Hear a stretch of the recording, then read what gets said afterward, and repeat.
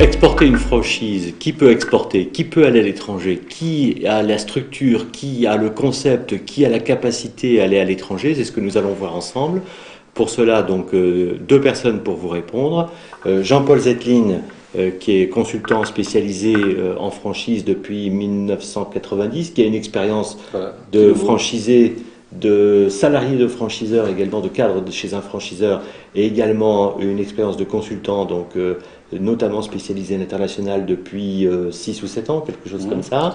Hein, donc, et moi-même, Jean Sampère, donc pour ACFranchise et acfranchise.com. Alors, qui peut exporter? Y a-t-il une taille nationale minimum à avoir sur son marché d'origine? Y a-t-il une taille critique en dessous de laquelle on a bien du mal à aller à l'étranger? Faut-il réunir certaines conditions avant d'oser s'aventurer à l'extérieur?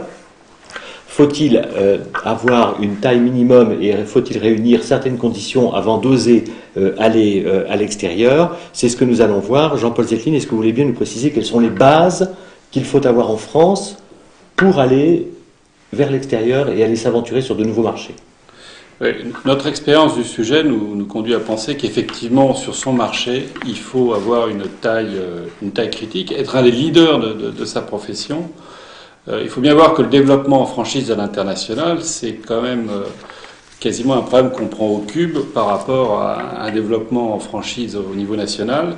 Donc si on n'a pas une base nationale solide, si on n'est pas un des acteurs leaders sur son marché et si on n'a pas déjà expérimenté un long succès dans son pays, l'exportation va être très compliquée. Donc voilà, notre recommandation effectivement, c'est d'être un des leaders du marché. Donc, et en termes de chiffres, en termes de nombre de franchisés en France, est-ce censé de dire qu'il faut au moins 5 franchisés, au moins une cinquantaine de franchisés?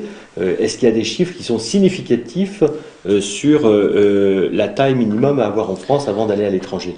On ne raisonne pas souvent en termes de nombre d'unités, mais la question est bonne, parce que je pense qu'on peut difficilement envisager un développement à l'international si on n'a pas déjà au moins un réseau d'une trentaine de points de vente. Ouais, ça, c'est logique.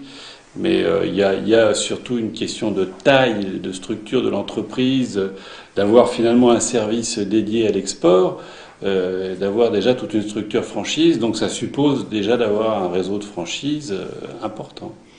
Alors, il y a un point qu'il faut aussi imaginer, c'est la taille de la structure en France, parce que on imagine bien que si j'ai 2 magasins franchisés en France ou si j'en ai 3, je vais avoir d'énormes problèmes pour disposer d'informateurs capables de former les gens en France, d'informateurs capables de former les gens à l'étranger, d'informateurs capables éventuellement de former les formateurs dont on aura besoin à l'étranger, une assistance, un contrôle des performances et des tableaux de bord de nos franchisés à l'étranger. Donc il y a un minimum de structure à avoir en France. Ce qui est très important, c'est de se dire, si je n'ai pas une structure autosuffisante en France, si je ne peux pas quitter moi le territoire français pour aller à l'étranger, je ne dois pas aller à l'étranger. Ce n'est pas avec un patron de franchise absolument indispensable sur la France, plus une structure un peu juste, qu'on peut se développer à l'étranger. Donc, ce n'est pas des chiffres, ce sont des principes qui permettent de dire, à partir du moment où mes franchisés sont contents en France, à partir du moment où je n'ai plus de problèmes majeurs à régler, parce que des problèmes, on en aura toujours, à partir du moment où je n'ai plus des problèmes majeurs à régler, à ce moment-là, je suis prêt à embaucher d'autres personnes pour aller à l'étranger, et pas simplement pour leurs compétences linguistiques, mais aussi et surtout pour la disposition, l'adaptation, pour la disposition de temps et pour la capacité donc à adapter les concepts à l'étranger. Sur les pays cibles, c'est éventuellement une question qu'on peut se poser. Est-ce que j'ai intérêt à aller en Inde? Est-ce que j'ai intérêt à aller au Maroc? Est-ce que j'ai intérêt, au contraire, à viser mes pays voisins? Et la pire des choses, c'est de saisir uniquement des opportunités. On voit beaucoup de franchiseurs qui disent « je vais aller dans tel ou tel pays », non pas parce que j'ai voulu y aller, mais parce qu'un candidat s'est présenté et m'a dit ben voilà, je suis intéressé pour exporter dans tel pays. Le fait de pouvoir saisir des opportunités, c'est intéressant, mais à condition qu'elles soient dans un plan préparé, qu'elles correspondent à des objectifs qui étaient préétablis. Et pour cela, on va voir maintenant comment on fait pour choisir des pays cibles. Jean-Paul, ce que je vais vous demander, c'est de me parler des différentes caractéristiques qui peuvent être analysées, qui doivent être analysées sur le marché des pays qu'on cherche à pénétrer. Il y a un point fondamental qu'on vient d'évoquer, c'est l'adaptation du concept. On ne peut pas imaginer un développement à l'international sans réfléchir à l'adaptation du concept. Quel que soit le pays cible dans lequel on va s'implanter, il y aura forcément à un moment donné une adaptation à faire parce que les règles, les cultures, les goûts des consommateurs sont différents. Donc déjà, le choix du marché pour quelqu'un qui va exporter, c'est un marché sur lequel l'adaptation du concept n'est pas trop compliquée, quand même, dans lequel notre concept va pouvoir s'implanter correctement. Ensuite, évidemment, analyser ce marché, l'état de la concurrence, le volume, comment on pourrait s'y développer, le marché donc du produit et le marché de la franchise lui-même. Est-ce que c'est un pays qui sera un bon réceptacle de la franchise? Est-ce que la franchise est un mode de développement accepté dans ce pays? Est-ce que la réglementation s'y prête? Est-ce que ces paramètres-là sont réunis? Et certains métiers ont des réglementations en France qui sont totalement différentes, voire totalement contradictoires avec des pays étrangers. On a par exemple le cas de la Belgique où il faut avoir des diplômes pour exercer la profession de restaurateur, ce qui n'est pas le cas en France. Donc on voit bien que là, le mode de déploiement va être différent. Donc cette réglementation métier, est-ce qu'on la trouve sur beaucoup de pays ou est-ce que c'est quelque chose de purement anecdotique? Moi je pense que c'est pas anecdotique du tout. Les pays ont tous réfléchi à des organisations métiers. Ils ont réfléchi d'une façon différente, sinon on n'aurait pas besoin de faire une harmonisation européenne, par exemple. Donc, dans chaque pays, la première chose à faire, c'est de bien analyser. Il y aura forcément des différences. La réglementation métier. Donc, sur le marché métier dont vous parliez tout à l'heure, il y avait notamment le fait de savoir si tel marché est adapté au concept qu'on a. Bon, on imagine évidemment des différences entre les pays du Maghreb et la France, entre le Tchad et l'Italie. Donc ça, on arrive bien à comprendre qu'il y a des adaptations à faire, que ce soit à cause du niveau de pouvoir d'achat ou que ce soit à cause tout simplement de contraintes climatiques ou techniques, etc. Sur le marché de la franchise, est-ce qu'il y a aujourd'hui une distinction entre des marchés qui seraient particulièrement réceptifs à la franchise et d'autres qui le seraient beaucoup moins? On parle d'un pays qui est un des pays les plus favorables à la franchise, ou disons où les réseaux de franchise ont le plus prospéré. Les pays anglo-saxons en général sont des bons réceptacles pour un développement en franchise. Après, il y a effectivement tout l'univers des pays dits tiers-monde ex-émergents qui sont aujourd'hui, qui s'ouvrent à la franchise. Et là, je crois que Jean, vous en savez plus que moi sur ces pays-là, notamment le Maghreb. Un point qu'il faut voir vis-à-vis des pays émergents, c'est la difficulté qu'ils ont quelquefois pour accepter la libre circulation des capitaux. Si on prend des pays comme l'Algérie, il est certain qu'ils sont obligés de lutter contre deux phénomènes importants. Premièrement, le fait que leur monnaie n'est pas convertible, parce qu'elle a une valeur qu'on peut qualifier d'artificielle, d'autoritaire, de fixer non pas par le marché, mais de fixer par le gouvernement, et puis également parce que ça fait partie des pays extrêmement intéressants, mais où il y a encore un problème de fuite des capitaux. Donc ils ont une réglementation de contrôle d'échange, ils ont une réglementation qui réduit la mobilité des capitaux, et qui fait que pour éviter que des capitaux puissent s'évader en prétextant que ce sont des droits d'entrée, en prétextant que ce sont des royalties, mais qu'en fait il s'agisse d'une évasion fiscale, pour éviter cela, la réglementation est très restrictive et ne permet pas d'exporter des droits d'entrée. On parle d'un exemple, l'Algérie, mais parce que c'est un pays proche, et ne permet pas non plus d'exporter les royalties. Alors il y a quand même des franchises en Algérie, et pourquoi y a-t-il des franchises en Algérie? Tout simplement parce qu'une partie des franchiseurs se rémunèrent non pas par le droit d'entrée, mais par le stock de départ mis dans les magasins. Une partie des franchiseurs se rémunèrent non pas par les royalties, mais par la marge qui est mise sur les produits qui seront mis en permanence dans le magasin. Donc on met les royalties, on met la prestation de service du franchiseur dans le produit, ce qui permet d'y vendre des produits. Il est évident que pour des franchises de prestation de services comme les réseaux de coiffure, ça devient un peu plus compliqué. Donc cette histoire de réglementation, il faut la voir, parce qu'aujourd'hui, des pays qui sont hostiles à la franchise, il n'y en a quasiment pas en Europe. Il n'y en a quasiment pas dans le monde. Par contre, des pays qui ont des problèmes extérieurs à la franchise, qui ont un impact sur la liberté des capitaux et sur les royalties et les droits d'entrée, ça, il y en a un certain nombre, notamment donc dans ces pays émergents. Il y a un autre point également qu'il faut prendre en compte pour choisir les pays dans lesquels on va aller, c'est la structure de mise en relation. La structure de mise en relation, c'est quoi? C'est comment trouve-t-on des franchisés, hein?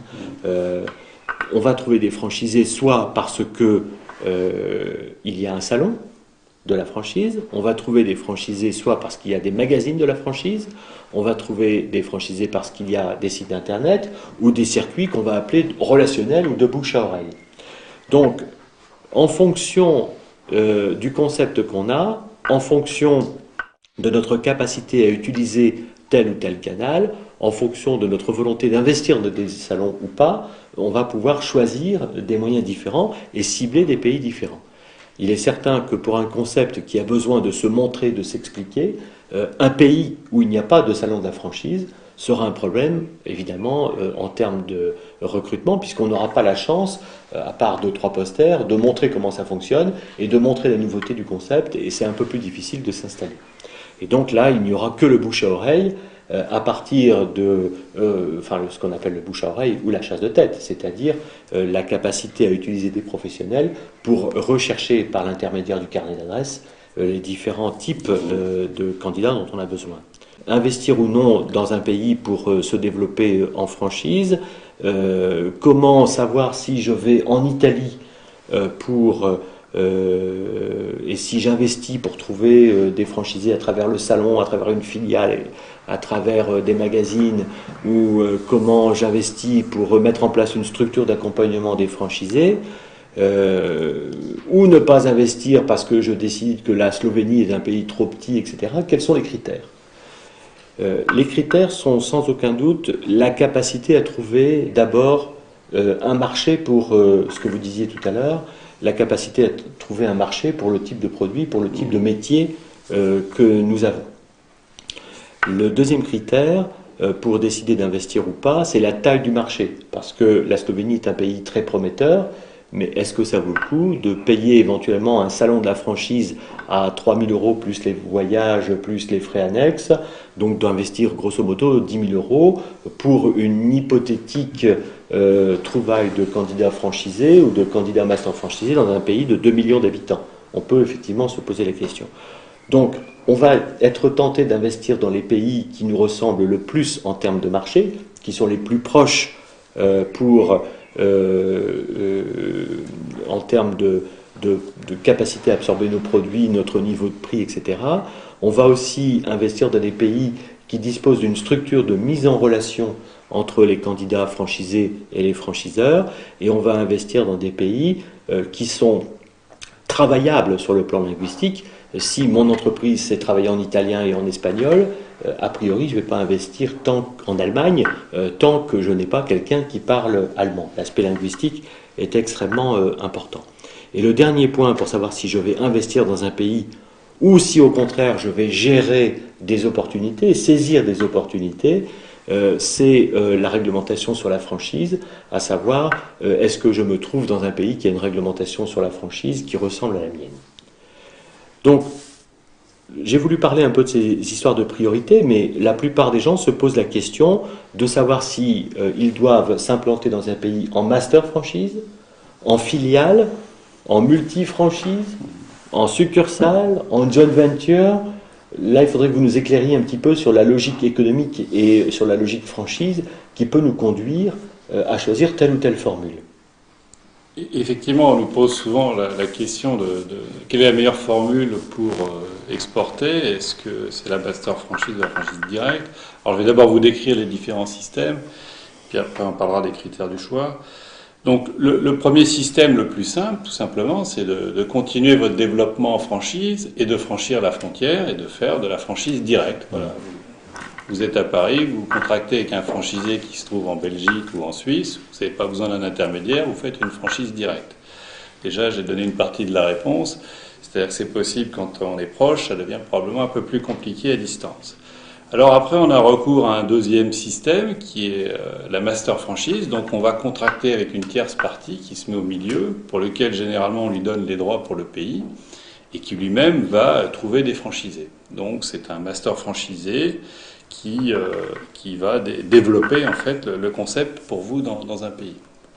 C'est une solution qui a ses avantages puisque c'est très simple, ça peut être très rapide, ça a ses inconvénients puisque tout repose sur la qualité de la relation qu'on a avec le master franchisé et donc ça devient un petit peu dangereux. C'est pour ça que on rentre dans d'autres systèmes, parfois, donc des systèmes de filiales. Donc le franchiseur français va ouvrir une filiale dans le pays, donc créer une organisation, c'est un peu plus cher, prend des locaux probablement s'il y a des problèmes de langue ou des problèmes de distance, et continue son développement en franchise à travers sa filiale ou avec des succursales.